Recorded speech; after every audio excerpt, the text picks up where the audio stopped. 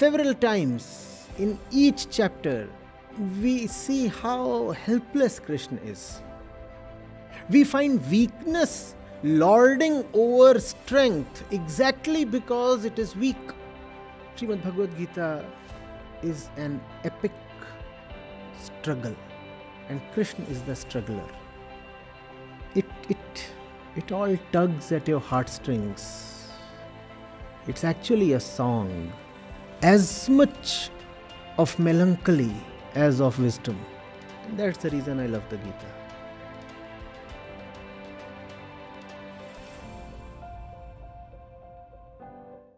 Arjun has been taught that respecting elders is a virtue. Arjun has been taught that non-violence is a virtue. Arjun has also been taught that defending your territory is a virtue. Now these two things clash with each other. If he must defend his territory, then he must fight his elders. But he has been taught that not fighting with elders is a virtue, and parallelly, defending territory is a virtue. Arjun has been taught that one must take care of the interest of one's kins and clan. But Arjun has also been taught that one must take good care of one's wife. Now these two are ranged against each other. The kins have insulted the wife. Now Arjun must defend and avenge the wife.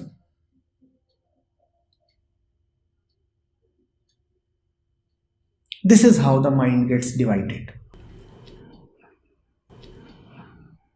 Society influences it, media influences it, religion influences it. The entire gamut of experiences of the past influences the mind. The biology inherent in one's cells and tissues influences the mind. The country you come from, the system that you have experienced in terms of politics, economics, even ecology. That is what constitutes the mind. The mind is a bundle of influences. And these influences do not agree with each other. They fight with each other. Hence the contradiction, hence the strife that makes our life a battlefield. That is human suffering, that is grief. One part of oneself is fighting with another part. And none of the parts is prepared to be related directly to the center. All parts are off center and in disagreement with each other. Yoga is to have a composite mind. Yoga is to return to one's innocence, one's primal purity, in which the mind is not conditioned or stained at all. That is yoga.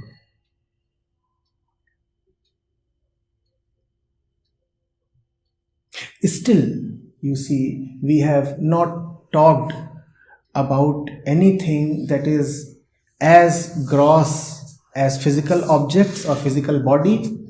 Neither have we talked of anything that is hypothetically extremely subtle as divinity or godhood or enlightenment.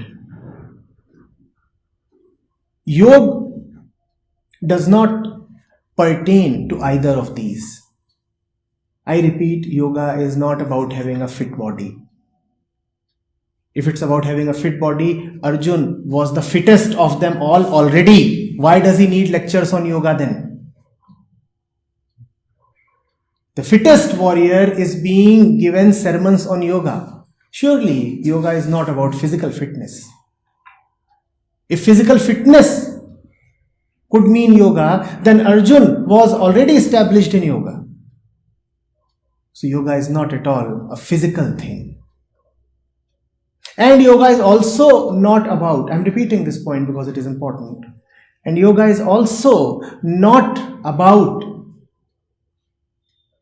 enlightenment or otherworldliness or freedom from this world or transcendental experiences or divine sparkles. None of that. Yoga means, how do I live? Yoga means, what do I do with my relatives? Yoga means, how do I treat my wife? Yoga means, if I need to invest everything in a conflict, would I risk my son's life? These are the questions that an Arjun faces. You getting it? If these questions are relevant to you, then the answers to these questions is called yoga. Yoga means coming together. Coming together. What can come together? Only that can come together. That is, first of all, not together. What is not together? The mind is that which is not together. The mind runs hither, thither, randomly, sometimes this way, sometimes that way. There is no inherent order. That lack of order is called viyog. That fragmentation is called viyog. Viyog is unfortunately the usual state in which mankind exists. Viyog means that the parts of mind are not in touch with each other and also not relating to any common center. Since there is no common center, hence there are 1,000 centers. Every part has its own center. The part that relates to career has greed and ambition and fear as the center. The part that relates to religion has tradition and deference as the center.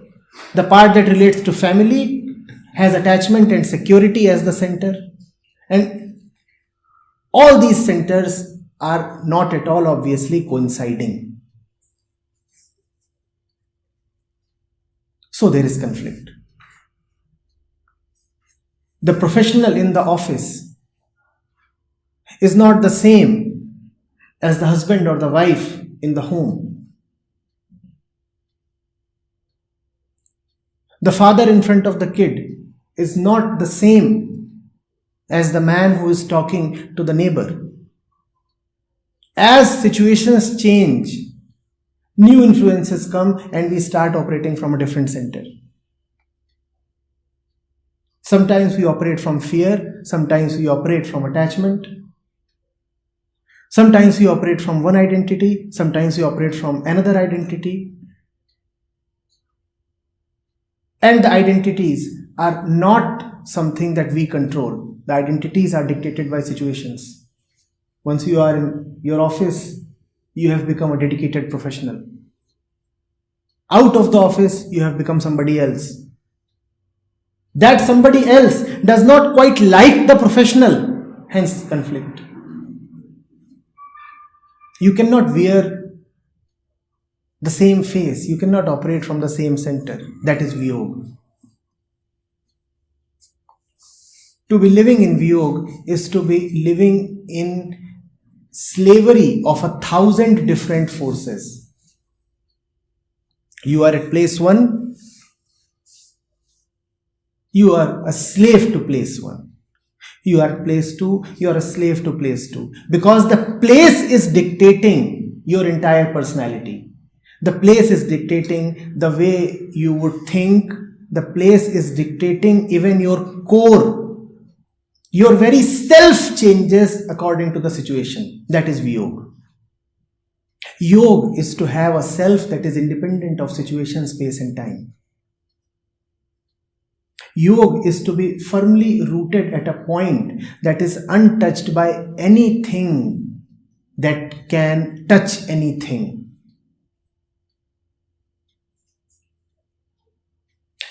Arjun is constantly told, be yoga rudha. Yoga rudha means firmly seated in yoga, firmly seated, so that you cannot be displaced, so that no vibration, no force, no temptation, no fear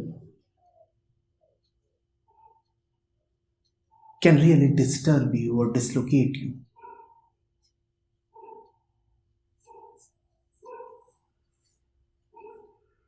Are we getting it? Finding practical solutions, finding real solution to the real situations of life is yoga. Yoga is just not about escaping into a fancy land. Yoga, in fact, brings you closer to the soil. The man of yoga is a real man.